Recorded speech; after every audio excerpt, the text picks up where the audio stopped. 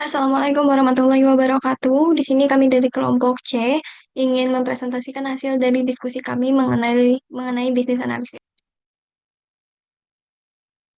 Di sini nama anggota kelompok C yaitu saya sendiri Hana Raisa Farasi dengan NIM 10 20 22 4091. Lalu ada Muhammad Hadi Saputra dengan NIM 10 20 22 400356. Lalu ada Muhdika Syahril dengan NIM 10 20 22 42 400104 dan Naila Azara dengan NIM 10 20 22 43 0057. Apa itu bisnis bisnis analis? Bisnis analis atau BA adalah jembatan vital antara kepentingan bisnis dan tim teknis, berperan memberikan akses luar ke data sensitif dan pengaruh besar pada keputusan proyek. Risiko etis, tantangan seorang bisnis analis. Pertama ada kerentanan etis. Kewenangan ini menciptakan potensi pelanggaran serius, seperti manipulasi data, konflik kepentingan, dan penyalahgunaan informasi rahasia. Lalu di sini ada contohnya, contoh nyata Reuters 2019. Yang pertama ada seorang bisnis analis di lembaga keuangan Amerika Serikat terbukti membocorkan rencana akuisisi dan yang memicu skandal insider trading. Dan yang kedua, kasus ini menunjukkan betapa krusialnya integritas dan kerahasiaan dalam profesi ini. Baik, Assalamualaikum warahmatullahi wabarakatuh. Perkenalkan, nama saya Muhammad Tika Syahril dari SI 4805 dengan NIM 10 20 24 00 104. Di sini saya akan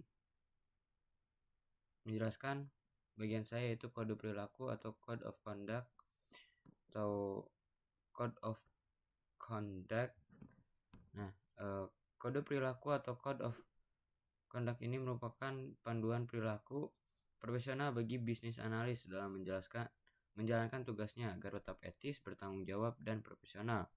Aturan ini menekankan kejujuran, tanggung jawab sosial, perlindungan data, serta sikap profesional dalam pekerjaan dan komunikasi. Di sini ada poin pentingnya. Sebenarnya ada 15 poin penting, tapi yang bisa saya masukkan hanya 10 poin penting saja. 1. Kejujuran akademik dan profesional. 2. Privasi dan kerahasiaan data. 3. Penggunaan teknologi yang positif. 4. Larangan penyalahgunaan akses. 5. Integritas dan transparansi. 6. Hak kekayaan intelektual atau haki. 7. Profesionalisme dalam komunikasi dan tim. 8. Kualitas dan keandalan sistem. 9. Menghindari konflik kepentingan, dan 10. Keamanan sistem dan penggunaan. Mungkin hanya sekian yang bisa saya jelaskan. Wassalamualaikum warahmatullahi wabarakatuh. Ini ada kode etik, code of ethic. Kode etik profesi bisnis analis merupakan seperangkat prinsip moral yang menjadi landasan fundamental dalam menjalankan tugas profesional.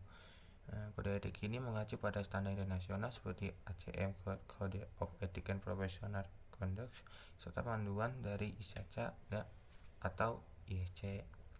Selanjutnya ada etika prinsip of a business analyst. Pertama ada integritas dan kejujuran. Kedua kerahasiaan informasi. Ketiga mengutamakan kepentingan publik. Keempat kompetensi profesional. Kelima objektivitas dan netralitas. Keenam transparansi. Ketujuh tanggung jawab profesional. Kedelapan pembelajaran berkelanjutan. Selanjutnya akan dibahas oleh rekan saya. Presentasi akan dilanjutkan oleh saya, Naila Zahra, dengan NIM 10 20 22 43 0057. Pertama, kita bahas dulu soal bagaimana kode etik bisnis analis ditegakkan di dalam organisasi.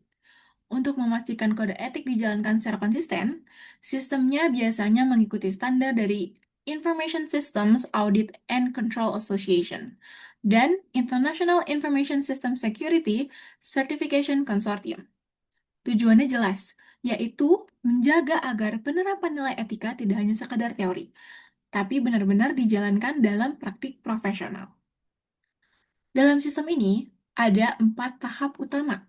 Yang pertama adalah pelaporan pelanggaran, di mana setiap tindakan tidak etis bisa dilaporkan secara resmi oleh pihak yang dirugikan. Lalu masuk ke tahap investigasi, di mana komite etika menilai bukti yang ada untuk memastikan apakah kasus layak ditindaklanjuti. Jika terbukti, komite akan menentukan sanksi yang sesuai, mulai dari teguran tertulis sampai pembukuan sertifikasi. Dan yang terakhir, ada tindak lanjut dan pembelajaran, seperti pelatihan ulang dan penguatan sistem whistleblowing. Jadi, sistem ini bukan hanya menghukum, tapi juga membantu budaya etika yang berkelanjutan.